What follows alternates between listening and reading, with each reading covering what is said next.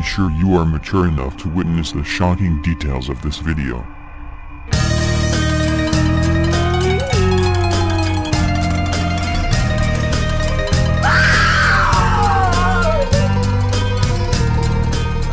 Welcome to the Haunted Mansion.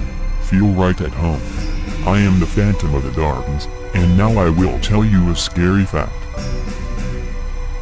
In the late 40s of the last century, after a decade of private research involving experiments with binaural beat brainwave frequencies, extrasensory cognition, and rare extracts of the South American vine, Dr. Thomas Rosner perfected a technique whereby one could actually intrude into the psyche and see another's thoughts. Despite having exhaustively documented his rigorous work, he could find no institution that would even offer to review it.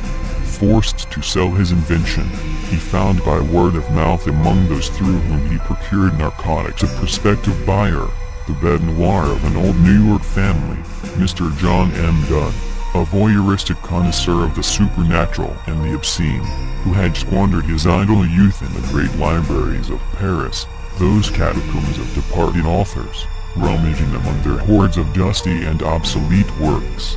A literary ghoul who disturbed with profane fingers the charnel houses of decayed philosophies. He readily agreed to the doctor's asking price without haggling, delighted at the prospect of exploring such a bizarre novelty. Once adept at the operation of the apparatus, Dunn paid Dr. Rosner off and under an assumed name rented a shabby house within view of Sing Sing prison. In the timeless night, while the convicts fitfully slept, with the aid of a set of stolen blueprints and his new mind-reading device, he raided their memories cell by cell at liberty to savor the forbidden thrill of thefts, molestations, moonlit homicides, in secret, without remorse or consequence. Within a month, the prisoners, telling each other about the nightmares from which they had all begun abruptly to awaken, discovered they shared striking similarities. First, processions of alligators and tortoises filed through a swamp crowded with faceless people and shrieking orchids. Next, a shadow man, at whom they looked directly but could never quite see, would watch them in utter stillness from an empty house while invisible hands probed behind their eyes as they had to stand naked, legs locked in place, unable to run away. Their compared descriptions of the house were identical, including its location just outside the walls.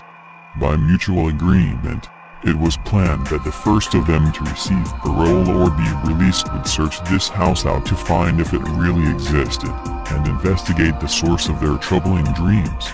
A few days after being freed, their chosen spy was able to inform them with a smuggled message and code that not only was the house real, but he had broken into it at night and found a gaunt, mustached man in a silk smoking jacket seated bolt upright, head thrust back, both eyes gaping, mouth stuck open in a stiffened gasp, clenched hands gripping the arms of his chair, in front of a scientific machine.